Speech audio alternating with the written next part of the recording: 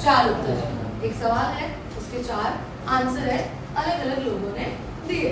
प्रकार लेख, प्रकार लेख, किसने लिखा है लेख? श्री प्रकाश। लेख किसने लिखा है? श्री प्रकाश। किस बारे में? तो उन्नति के मामले में हमारा देश क्यों पीछे रह गया है, ये सवाल वो विदेशी मित्रों से जाकर पूछते हैं। जब भी उनको मौका मिलता है, उनके दिमाग में ऐसी धुन सवाल हो गई थी। धुन के लिए आपको चैप्टर में वर्ड दिया है खप्त। खप्त का मतलब होगा धुन। उनको ऐसी धुन सवाल हो गई थी, वो लोगों को जाके पूछते थे कि हमारा देश क्यों उन्नति नहीं कर रहा है, उन्नति में पीछे क्यों रह गया। स्टार्ट करता है फर्स्ट। पहली बार उन्होंने ये सवाल किया था एक वृद्ध ईसाई पादरी से। पादरी किसको बोलते हैं भाई? जैसे हिंदू धर्म में पंडित होते हैं, मुस्लिम धर्म में मौलाना होते हैं, वैसे ही ईसाई धर्म के जो धर्म गुरु है उनको क्या कहा जाता है? पादरी कहा जाता है। तो एक वृद्ध ईसाई, उम्र में बड़े वृद्ध है, एक्सपीरियंस है अच्छे खासे, विदेश में रह के आ चुके हैं, उनको वो सवाल करते हैं कि हमारा देश उन्नति में पीछे क्यों है, प्रगति के मामले में हमारा देश दूसरे देशों जितना डेवलप हुआ क्यों नहीं, ये सवाल उन्होंने पूछा। वृद्ध ईसाई पादरी आंसर देते हैं कि हमारे देश के जो लोग हैं ना, वो अपने काम में गर्व नहीं लेते। गर्व मतलब प्राउड फील हो, ठीक है? गर्व का मतलब होता है प्राउड। अब वो क्या कह रहे हैं कि हमारे देश के लोग कैसे रहे कि जब उनको काम नहीं मिलता है तो वो आवेदन पत्र लेकर जगह जगह जाते हैं, जॉब की तलाश में, नौकरी की तलाश में। आवेदन पत्र मतलब रिज्यूम, ठीक है? वहाँ पे जाते हैं, इंटरव्यू में जाते हैं, साक्षात्कार, इंटरव्यू मतलब वहाँ पे बातचीत करते हैं तो बड़ी बड़ी बातें करते हैं, अतिशयोक्तिपूर्ण बात करते हैं।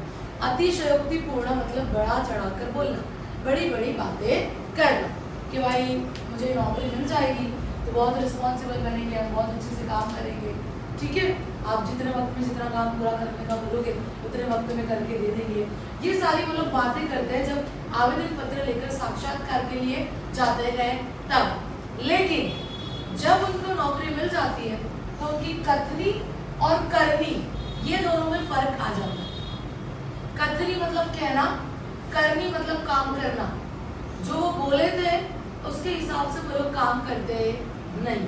उनकी कथनी और करनी में क्या आ जाता है? अंतर आ जाता है। उनको जॉब मिली है, उनको वो अपॉर्चुनिटी मिली है जिसका उनको गर्व होता नहीं है, और इसी वजह से हमारा देश जो है वो उन्नति नहीं कर पा।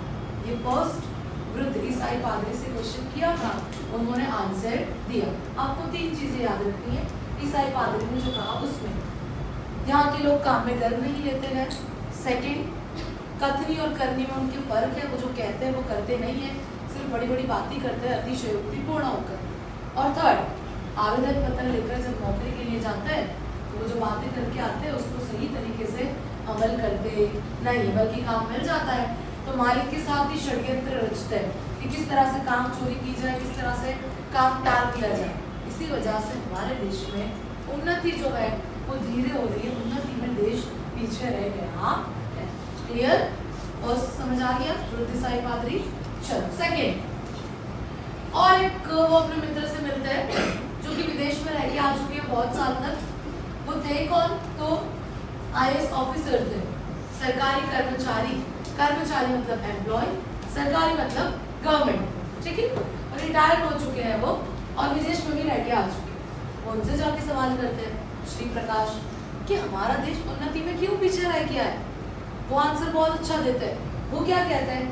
हमारे देश के जो लोग हैं ना वो जिम्मेदार नहीं, रिस्पॉन्सिबल नहीं, अपने काम की जिम्मेदारी को लोग सही से समझते ही नहीं। इसी वजह से लोगों को एक दूसरे पर विश्वास नहीं। अब वो एग्जाम्पल देकर समझाते हैं कि किस तरह से लोगों को एक दूसरे पर विश्वास नहीं है। वो डेली लाइफ की बात करते हैं, गृहस्थ की, घरों की बात करते हैं, दिनचर्या की बात करते हैं। कि आप देखोगे कि अगर किसी के यहाँ मेहमानों को दावत दी है तो मेहमानों को ये विश्वास नहीं होता कि हम जिनके यहाँ जा रहे हैं मेज़बान के यहाँ, वो हमें टाइम पे खाना देंगे यार। मेज़बानों को ये विश्वास नहीं होता कि मेहमान वक्त पे आएंगे यार। लोगों को एक दूसरे के ऊपर विश्वास ही नहीं है क्योंकि लोग जिम्मेदार नहीं है, अपनी जिम्मेदारी को समझते नहीं। और आगे एग्जाम्पल वो देते हैं कि भाई धोबी दर्जी जो कपड़े लेके जाते हैं इस्त्री करने के लिए, धोने के लिए, तो वो धोबी दर्जी टाइम पे कपड़े लाएंगे या नहीं, ये घर वालों को विश्वास नहीं होता है। और धोबी दर्जी को ये विश्वास नहीं होता है कि हम पर क्या वो लोग सही टाइम पे हमारे पैसे हमको देंगे? वो भी उनको विश्वास होता नहीं। वैसे ही और आगे वो बात करते हैं रेलगाड़ी के बारे में, ट्रेन के बारे में, कि जो यात्री ट्रेन में बैठने वाला है उसको ये विश्वास नहीं होता है कि अंदर जो बैठे हुए लोग हैं, जो पहले से बैठे हुए यात्री है, वो उनको स्थान देंगे या नहीं देंगे, जगह देंगे या नहीं। और अंदर बैठे हुए यात्रियों को ये फिक्र होती है कि भाई पता नहीं कौन यात्री आएगा, कैसा आएगा, बहस करने लगे, लड़ाई करने लगेगा, शोर मचाएगा। तो लोगों को एक दूसरे पर विश्वास नहीं है। यही चीज को आगे और एग्जाम्पल देके समझाता है कि भाई रास्ते में चलने वाले लोगों को भी एक दूसरे पर विश्वास है।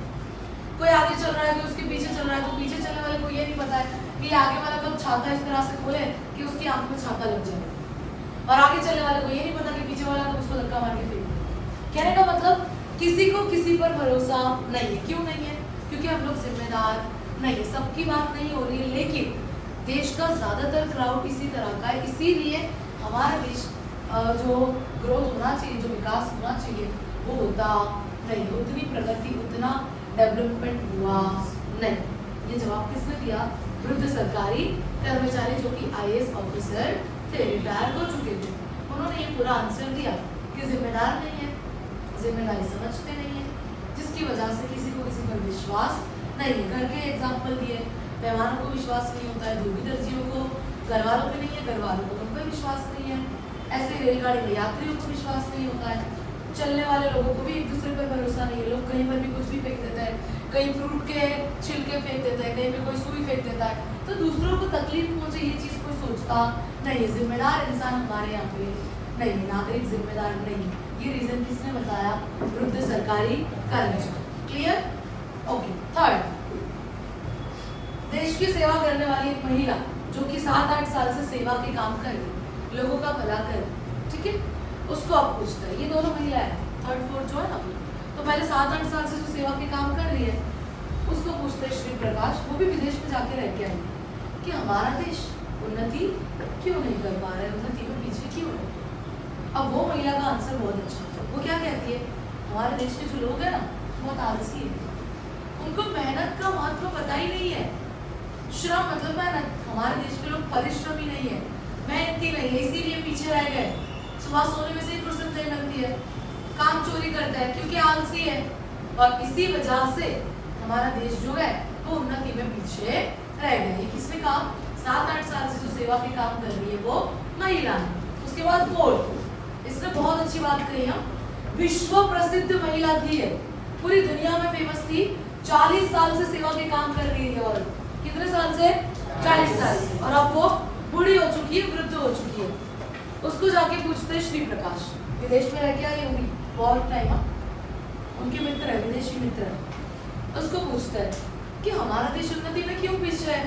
वो आंसर बहुत सही होती है। वो क्या कहती है कि हमारे देश के जो लोग हैं ना, उनके अंदर उदारता नहीं। उदारता का मतलब होता है दयालु, पर यहाँ पर ये चीज किस तरह से समझाई है कि भाई किसी को कोई काम आता है, ठीक है, बहुत अच्छे तरीके से उसको वो काम आता है, उसको कोई टैलेंट है बहुत अच्छा, लेकिन वो काम, वो टैलेंट वो दूसरों को जल्दी सिखाते नहीं, और जब वो मर जाता है तो अपना टैलेंट अपने साथ स्वर्ग में लेकर चला जाता है। हमारे देश के लोगों में उदारता नहीं है, जो काम उनको आता है वो अपने तक ही रखते हैं, दूसरों को सिखाते नहीं है। अगर दूसरों को सिखाएंगे, नई जनरेशन को, नई पीढ़ी को सिखाएंगे, तो वो जो टैलेंट है वो और भी आगे बढ़ सकता है। नव युवकों को सिखाएंगे तो वो चीज और आगे बढ़ेगी। लेकिन हमारे देश के लोग ऐसे नहीं है, उदार नहीं है, वो अपना काम अपने तक ही रखते हैं, दूसरों को सिखाते समझाते नहीं है, उनके अंदर उदारता है ही नहीं। आखिरी में स्पष्टीकरण देते हैं, कंक्लूजन देते हैं कि हमारे देश के नागरिक कैसे होने चाहिए। अब उन्होंने सबने तो कहा कि भाई हमारे देश के नागरिक ऐसे ऐसे नहीं है, तो भाई बनना कैसा है? तो वो लास्ट में उन्होंने लिखा है, सबसे पहले जो भी काम आप कर रहे हो आपको प्राउड फील होना चाहिए कि आपको ये अपॉर्चुनिटी मिली है, आपको ये काम करने का मौका मिला है, आपको गर्व फील होना चाहिए, ठीक है। सेकंड, जो काम आपको दिया जाता है उसकी पूरी पूरी जिम्मेदारी आपको लेनी चाहिए, पूरी पूरी रिस्पॉन्सिबिलिटी आपको लेनी चाहिए।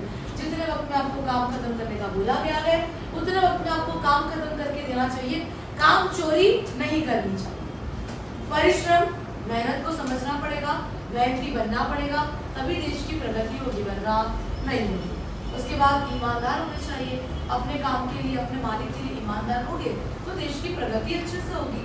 और लास्ट उदारता होनी चाहिए, जो काम हमें आता है वो हमें दूसरों को सिखाना चाहिए, अपने तक ही रखना नहीं चाहिए। क्लियर?